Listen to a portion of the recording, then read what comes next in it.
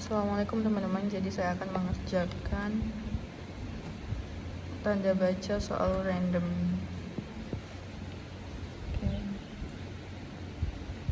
Oke, dibaca ya. Dinamika persebaran demografi di negara-negara berkembang seringkali ditandai oleh tingginya angka pertumbuhan penduduk yang memberikan tekanan besar terhadap daya dukung lingkungan dan stabilitas ekosistem lokal.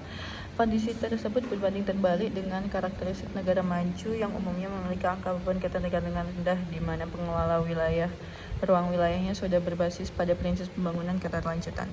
Alangkah timpangnya kesenjangan konsumsi energi per kapita antara masyarakat industrialis di belahan bumi utara dengan komunitas agraris tradisional di belahan dunia selatan.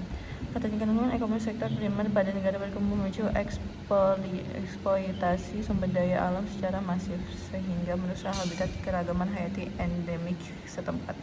Melalui koridor kerjasama ekonomi multilateral, regulasi pasar bebas dirancang seperti instrumen yang memenstimulasi integrasi kapital global yang dikenal dengan istilah globalisasi ekonomi. Kebijakan ini diharapkan mampu menciptakan efisiensi distribusi barang, jasa, dan faktor produksi antar negara. Dari demikian, eksploitasi perdagangan internasional kerap menimbulkan eksternal negatif bagi kelestarian lingkungan.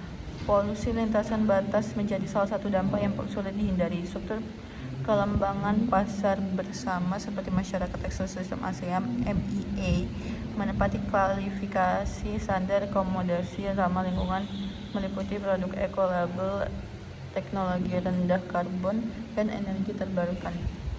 Apakah proteksionisme hijau diterapkan oleh sejumlah negara maju merupakan murni strategi ekologi atau sekedar penghambat tarif yang terselubung?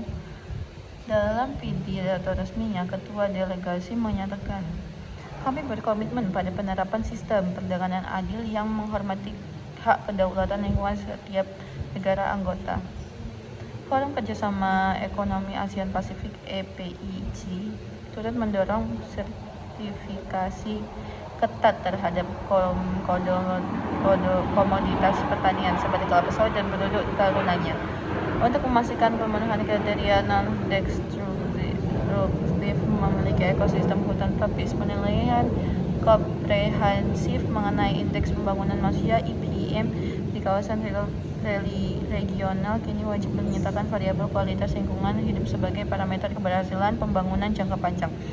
Transisi menuju industri hijau dan atau sirkular memiliki investasi modal yang sangat masif serta transfer teknologi tingkat tinggi dari korporasi global.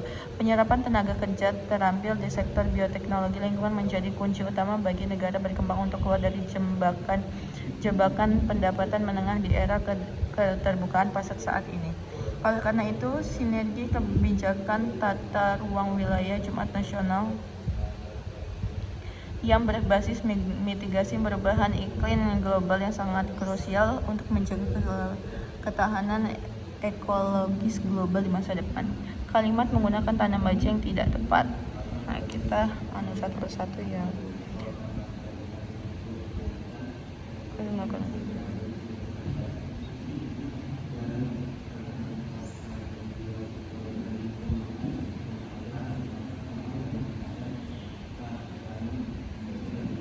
Tiga.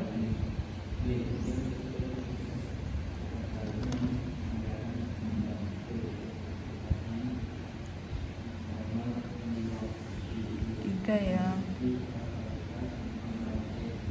ternyata salah.